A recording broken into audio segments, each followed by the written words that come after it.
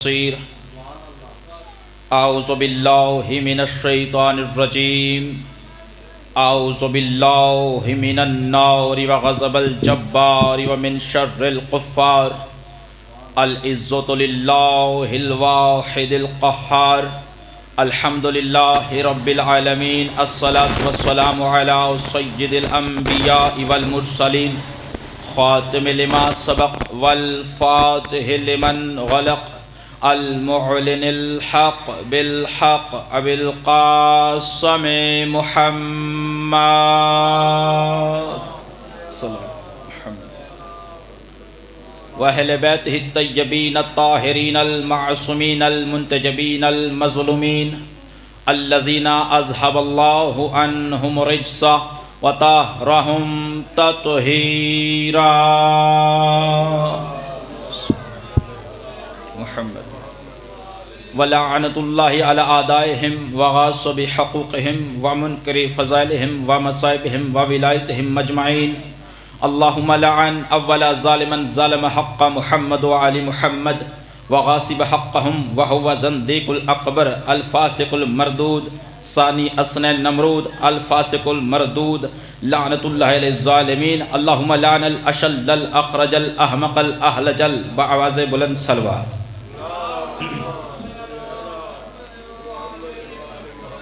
درود رحمت نہیں، عزت نہیں، شان نہیں، مان نہیں، آل محمد کی عظمت کا ایک بہت بڑا رتبہ ہے، لہٰذا مل کے صلوات کا سہارا لیجیے.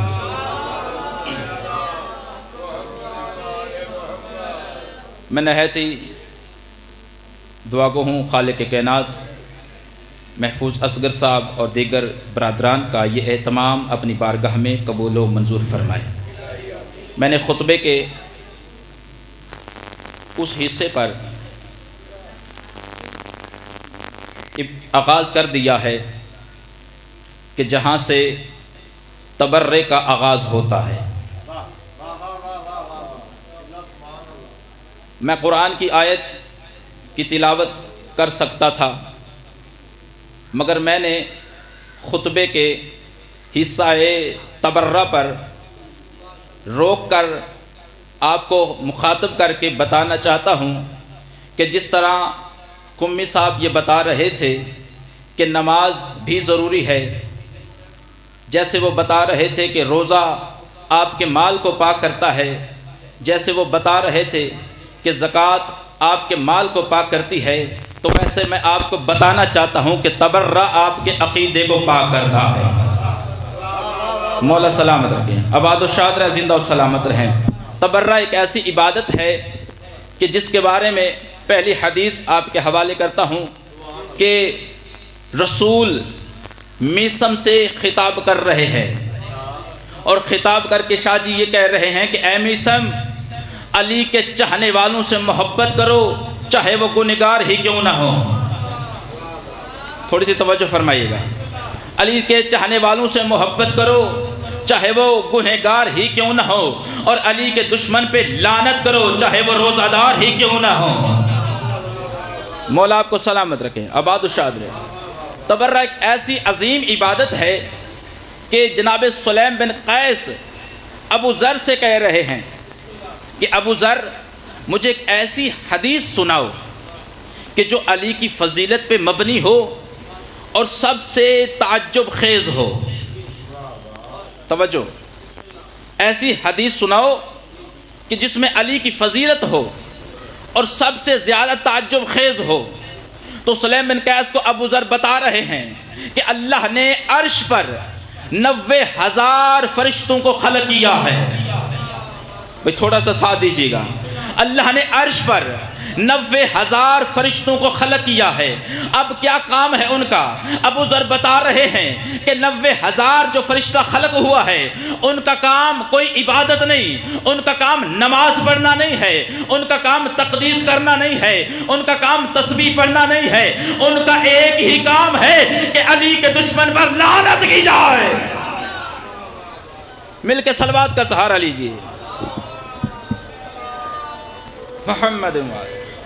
تو یہ کتنی بڑی عبادت ہے تبرہ کہ جس کے بارے میں کہہ رہے ہیں کہ مخصوص اللہ نے فرشتے پیدا کیے کہ کہ جن کے ذمہ کوئی اور عبادت نہیں، وہ ذکر خدا اور کوئی بھی نہیں کریں گے، وہ علی کے دشمن پر لعنت کریں گے۔ بھئی ذرا ہاتھ کھول کے وہ تو پتہ لگے سردی میں نہیں لگی ہے، جن کا کام صرف اہل بیت کے دشمنوں پہ لعنت کرنا ہے۔ آئیے دوانا صاحب میں ایک تحفہ دے کے جا رہا ہوں آپ کو، امید ہے آپ دعاؤں میں یاد رکھیں گے۔ چھٹے امام ایک جگہ سے گزرے، ذرا سنیے کہ تبرے کا مقام کیا ہے، بطول کے دشمن پر لعنت کرنے کا مقام کیا ہے، بس سنیے گا۔ امام جعفر صادق علیہ السلام ایک جگہ سے گزر رہے ہیں، امام کی ذات پہ مل کے صلوات کا سہارا لے۔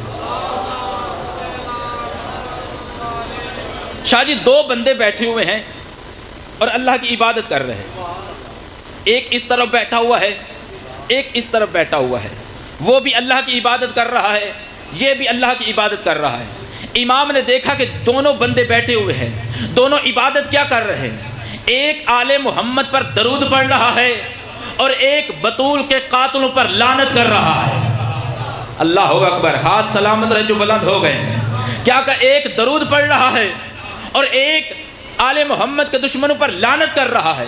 تو جناب امام جعفر صادق علیہ السلام نے جب دیکھا کہ دونوں بندے اپنی اپنی عبادت میں مشغول ہیں، تو امام اس کے پاس رکے جو درود پڑھ رہا تھا، جو درود پڑھ رہا تھا، امام اس کے پاس رکے اور اس کو سلام کیا، اس کی خیریت دریافت کی اور اس کے بعد آگے گزرنے لگے۔ جو تبرہ کر رہا تھا، جو لعنت کر رہا تھا، امام اس کے پاس نہیں رکے، خاموش ہو کے آگے گزر گئے ہیں۔ اللہ اکبر، کیا پہنچے ہیں آپ، خاموش ہو کے آگے گزر گئے ہیں۔ جب آگے گزر گئے نا، وہ دوڑ کے پیچھے گیا، امام کے قدموں پہ ہاتھ رکھ کے کہتا ہے مولا اس کو ملے ہیں، خیریت دریافت کی ہے، مجھ سے کوئی غلطی ہوئی ہے جو میرے پاس رکے نہیں ہیں، مجھے سلام نہیں کیا، میری خیریت دریافت نہیں کی، یا اب میں دیکھوں گا کون امام کا چاہنے والا بیٹا ہے، کون بطول کا نوکر بیٹا ہے۔ امام نے جب اس کا اعتراض کیا نا کہ مولا مجھے سلام نہیں کیا، میری خیریت دریافت نہیں کی، مولا کیا مجھ سے کوئی خطا ہوئی ہے؟ امام نے پوچھا یہ بتاؤ کیا تم بطول کے قاتلوں پہ لعنت نہیں کر رہے تھے؟ ہائے ہائے ہائے، اب نتیجہ سنیے گا، کیا تم اہل بیت کے قاتلوں پہ لعنت نہیں کر رہے تھے؟ وہ کہتے جی مولا میں آپ کے قاتلوں پر، آپ کے دشمنوں پر، آپ کی دادی کے قاتلوں پر لعنت ہی کر رہا تھا۔ امام فرماتے ہیں پھر تم اتنی عظیم عبادت میں مصروف ہو کہ میں نے امام ہو کے تمہاری عبادت کو روکنا نہیں چاہا۔ مولا آپ کو سلامت رکھیں، آباد و شاد رہیں، زندہ و سلامت رہیں۔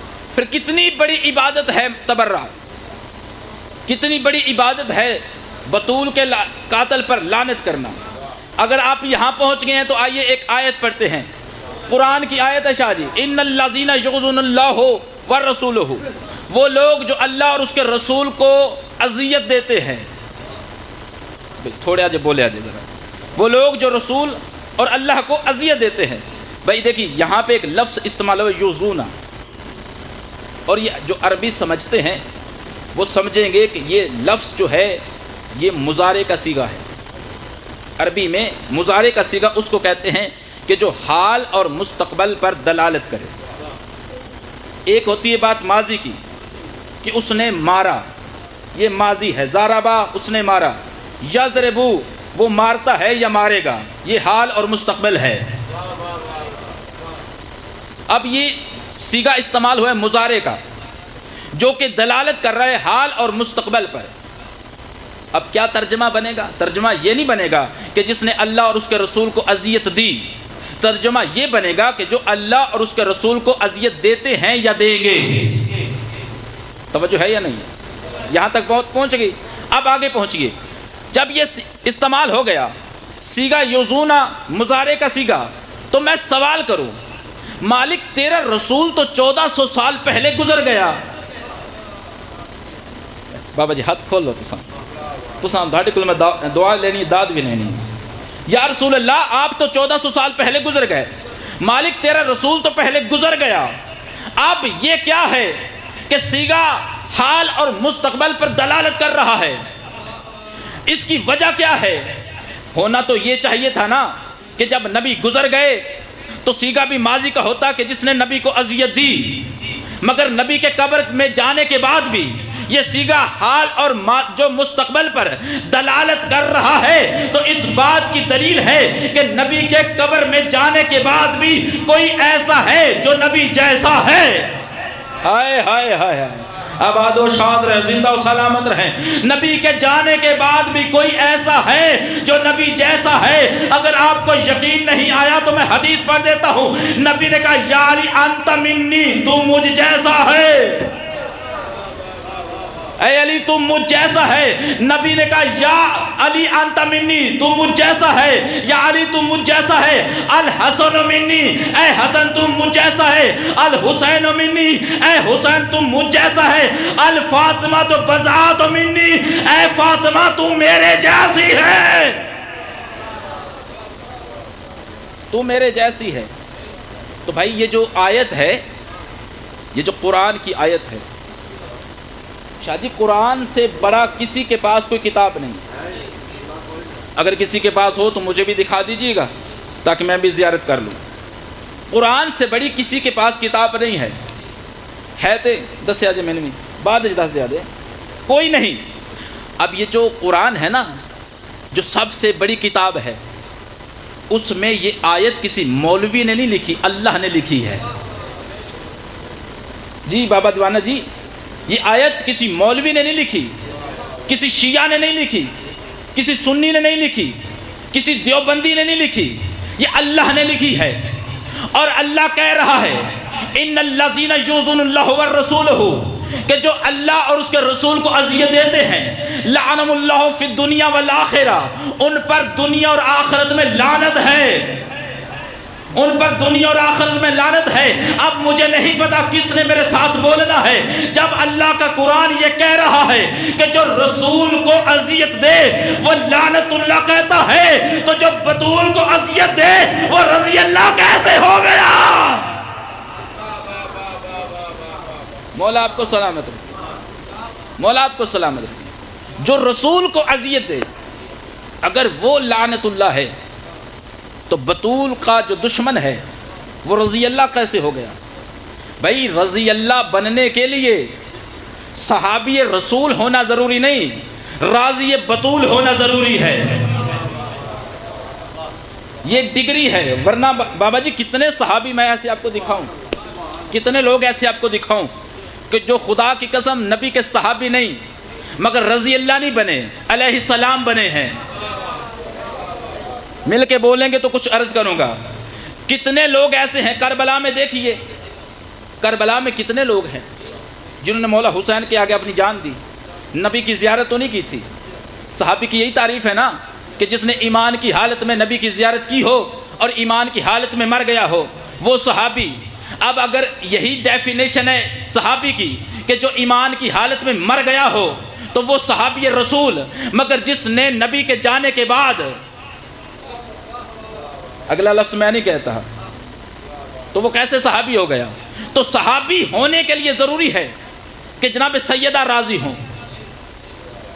اب دیکھیے یہ جو حدیث بیان کرنے لگا ہوں، یہ اہل سنت کی کتنی کتابوں میں، النسائی، طبرانی، ابن ماجہ، فلاں فلاں فلاں، اس میں یہ لکھا ہوا ہے کہ جس نے فاطمہ کو ناراض کیا اس نے مصطفیٰ کو ناراض کیا، جس نے فاطمہ کو ناراض کیا اس نے مصطفیٰ کو ناراض کیا، اور جس نے مصطفیٰ کو ناراض کیا اس نے اللہ کو ناراض کیا۔ اب حدیث کا اگلا حصہ یہ بھی سن لیجئے کہ جس نے فاطمہ کو راضی کیا اس نے مصطفیٰ کو راضی کیا، اور جس نے مصطفیٰ کو راضی کیا اس نے اللہ کو راضی کیا۔ اب اگلا جملہ دوبارہ سن لیجئے، جس نے مصطفیٰ کو ناراض کیا اس نے اللہ کو ناراض کیا۔ اگلا حدیث کا جملہ یہ ہے کہ جس نے اللہ کو ناراض کیا وہ کافر ہو کے مر گیا، وہ کافر ہو کے مر گیا۔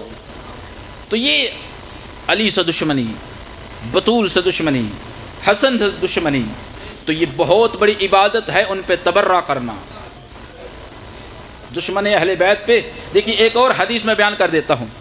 ایک بندہ، ایک جتھا تھا، گروپ تھا چند لوگوں کا، نبی کے جانے کے بعد جنہوں نے علی کو ستایا، ایک جگہ پہ کھڑے ہو کر وہ علی بادشاہ کو، نعوذ باللہ، دیکھیں 83 سال تک، یہ تاریخ کا جملہ ہے، 83 سال تک علی بادشاہ کو گالیاں دی جاتی رہی خطبوں میں، جمعے کے خطبوں میں علی بادشاہ کو 83 سال تک گالیاں دی جاتی رہی۔ ابھی نبی نے پردہ کیا یا ایک گروپ کھڑا ہو کے علی کو گالیاں دے رہا تھا۔ عبداللہ ابن عباس، جناب عباس نبی پاک کے چچا، ان کا بیٹا، وہ دوڑتا ہوا آیا اپنے بابا کے پاس، کہتا بابا وہاں پہ کچھ بندے کھڑے ہوئے ہیں اور وہ علی کو گالیاں دے رہے ہیں۔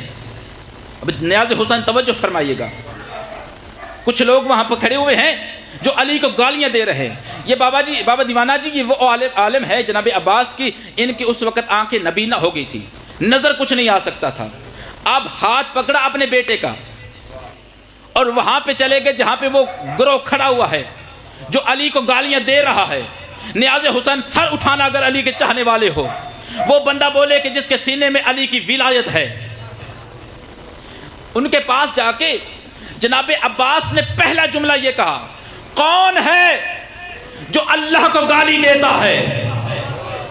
اوئے ہائے ہائے، اللہ سنے، آپ سنے ہی نہیں گل تساں، کون ہے جو اللہ کو گالی دیتا ہے؟ انہوں نے کہا ہم معافی مانگتے ہیں، ہم اللہ کو کب گالی دے رہے ہیں؟ جناب عباس نے دوسرا جملہ کہا، کون ہے جو رسول کو گالی دیتا ہے؟ انہوں نے کہا ہماری توبہ، ہم رسول کو کب گالی دے رہے ہیں؟ تو انہوں نے کہا کیا تم علی کو گالی نہیں دے رہے؟ انہوں نے کہا ہاں ہم علی کو گالی دے رہے ہیں۔ تو جناب عباس نے کہا پھر ہم نے نبی سے سنا ہے کہ جس نے علی کو گالی دی اس نے محمد کو گالی دی، جس نے محمد کو گالی دی اس نے اللہ کو گالی دی، اور جس نے اللہ کو گالی دی وہ کافر ہو گیا، وہ کافر ہو گیا، وہ کافر ہو گیا۔ ایک اور حدیث سنیے تبرے کا، چونکہ میرا موضوع ہے تبرہ ہے، صرف 5 منٹ اور فضائل اس کے بعد۔ امام حسین رسول اللہ کی آغوش میں بیٹھے ہیں، یہ بھی تحفہ ہے حدیث کا۔ امام حسین رسول اللہ کی آغوش میں بیٹھے ہیں، یا یوں رسول اللہ نے حسین کے سر سے ایک بال پکڑا، یوں پکڑ کے رسول اللہ فرماتے ہیں کہ اے حسین، جس نے تمہیں اس بال کے برابر بھی اذیت دی، نہیں سمجھا آپ نے، جس نے تمہیں اس بال کے برابر بھی اذیت دی، اس پر اللہ کی لعنت ہے، اس پر اللہ کی لعنت ہے۔ اب وقت آ گیا کہ جب علی بادشاہ کو گالیاں دی جا رہی ہیں، اس وقت حسین بادشاہ نے، امام حسین بادشاہ اپنے بابا کے پاس کھڑے ہیں، اور بابا کے پاس کھڑے ہو کے بابا کا بال پکڑ کے کہتے ہیں بابا جان، میں نے اپنے نانا سے ایک حدیث سنی تھی، انہوں نے میرے سر کا ایک بال پکڑ کے کہا تھا کہ اے حسین، جس نے تمہیں اس ایک بال کے برابر بھی اذیت دی اس پر اللہ کی لعنت ہے۔ میں بابا، میں گواہی دیتا ہوں، میرے نانا نے یہ بھی کہا تھا کہ جس نے ایک بال کے برابر علی کو اذیت دی اس پر بھی اللہ کی لعنت ہے، اس پر بھی اللہ کی لعنت ہے۔ کاش مسلمانوں نے اس گھر کی معرفت حاصل کی ہوتی۔ کل میں نے مصائب کا جملہ یہاں تمام کیا تھا کہ مسلمانوں نے بطول کا دروازہ جلایا، بطول کا جب دروازہ جلایا تو اس سے پہلے بی بی دربار میں گئی ہے۔ ایک جملہ سنیے مصائب کا کہ جب بی بی دربار میں گئی ہے نا تو اپنے قدموں پہ چل کے گئی ہیں۔ شاہ جی، جب بی بی گئی ہیں دربار میں، آپ سے معافی مانگ کر یہ جملہ کہنا چاہتا ہوں، جب بی بی دربار میں گئی ہیں اپنے قدموں پہ چل کے گئی ہیں، تاریخ کہتی ہے لیکن جب بی بی واپس آئی ہیں نا تو اپنے قدموں پہ چل کے نہیں آئی۔ ایک فضا کا کندھا، ایک اسماء کا کندھا۔ میں ایک جملہ کہا کرتا ہوں کہ بی بی دربار سے ایسے واپس آئی تھی جیسے حسین اکبر کو خیمے میں لے کر آئے تھے۔ اجرکم اللہ، اللہ تیری حیا قبول کرے۔ مسلمانوں نے دروازہ جلایا، 40 یا اس سے زائد لوگ لکڑیاں لے کر بطول کے دروازے پہ آواز دے کے کہتے فاطمہ دروازہ کھولو ورنہ ہم دروازے کو آگ لگا دیں گے۔ یا بی بی نے کہا اندر تو حسن بھی رہتے ہیں، حسین بھی رہتے ہیں، انہوں نے کہا رہتے ہیں تو رہیں، ہم دروازے کو آگ لگا دیں گے۔ جب بی بی نے دروازہ نہیں نہ کھولا، عزادارو، ایک ظالم نے لکڑیاں اکٹھی کی ہے، دوسرے نے آگ لگائی ہے۔ جب آدھا دروازہ جل گیا، ایک ظالم نے جلتے دروازے کو ٹانگ ماری ہے، جلتا ہوا دروازہ زہرا پہ گرا ہے، زہرا زمین پہ گری ہے، اوپر سے مسلمانوں نے گزرنا شروع کر دیا ہے۔ عزادارو، رب کعبہ کی قسم، جب یہ محسن شہید ہو گیا، پسلیاں ٹوٹ گئی، تو جب مسلمانوں نے دروازہ جلا دیا تو آدھی رات کے وقت زہرا اپنا بسترہ چھوڑ کر دروازے کے پاس آ کے رو رو کے کہتی تھی، ہائے میرا محسن، ہائے میرا محسن۔ مولا تیرا پرسہ قبول کرے۔ ایک جملہ نیاز حسین۔ عزادارو، آدھی رات کے وقت جب بی بی دروازے پہ بیٹھ کر، اولاد والے سمجھیں گے، یہ بیان کرتی تھی، ہائے میرا محسن، ہائے میرا محسن، یا بی بی نے محسوس کیا کہ قدموں کی آہٹ ہے، کوئی پیچھے سے چل کے آ رہا ہے۔ میں نیاز حسین دعا لوں گا آپ کی، کوئی پیچھے سے چل کے آ رہا ہے، چونکہ بی بی کی پسلیاں ٹوٹی ہوئی تھی نا، جو ایسے مڑ نہیں سکتی تھی، جو قریب حسین آئے یا حسین رو کے کہتی، اماں جب سے مسلمانوں نے دروازہ جلایا ہے میری بہن زینب بولتی نہیں ہے، کلام نہیں کرتی۔ عزادارو، جناب زینب عالیہ کی ماں زہرا اٹھی ہیں، زینب عالیہ کے پاس آ کے کہتی ہیں، زینب بیٹی بولتی کیوں نہیں ہو، کیا ہو گیا ہے؟ یا زینب رو کے کہتی ہیں، اماں یہ وہی دروازہ ہے نا جہاں پہ نانا سلام کرتا تھا، اماں مسلمانوں نے گھر کو آگ۔ الا لعنت اللہ علی قوم الظالمین۔